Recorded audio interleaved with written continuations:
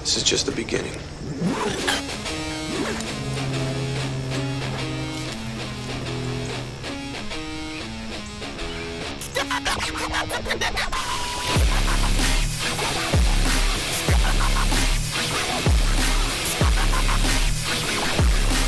Shut up when I'm done it!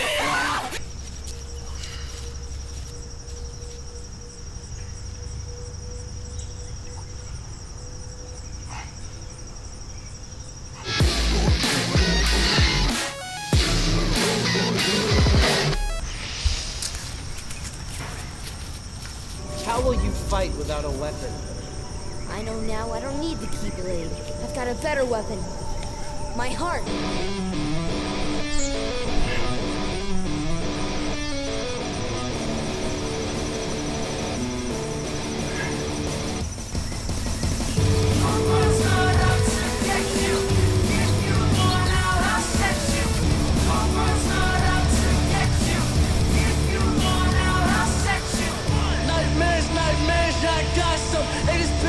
Like his motherfucking Top Gun. I don't let my heart use violence to feel it. I want it to be pure. I want it to be Skrillex.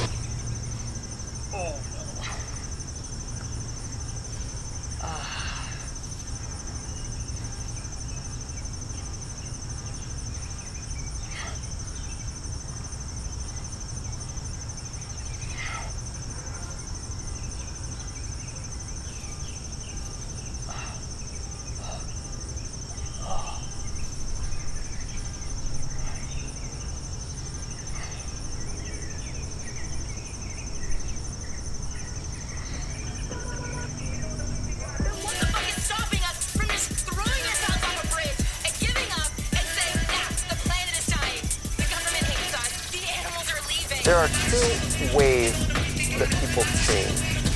And those two ways are trauma and grieving. One undoes the other. So let me start by trauma. How does trauma change a person? If we start with a person, an imaginary person, a fantasy person as it were, even a fantasy child, who has a whole self on the inside that is connected with their consciousness. They have a natural, spontaneous ability to fight for themselves, to know who they are, to know what they like, to know what they don't like, to know how they're feeling, to know when they're being violated, to know when they're happy, sad, to have interests, to have talent, to have natural, spontaneous creativity, natural, spontaneous expressions of their self. And then this child, this imaginary person, this person who to some degree is everybody that I've ever seen in the world, experiences violations, experiences sometimes crushing violations. Violations of the body, violations of the emotions, violations fundamentally of that sense of self. Their self is penetrated, attacked, criticized, shut down, broken. And what happens to that person, that self, is naturally, the first thing that happens is they rebel against it. They want to expel the violator, get rid of the invader, defend their boundaries. But what happens when those violations continue regardless? And the person learns through the most painful experience of life, through overwhelming emotion, that nothing he or she can do will stop this violation.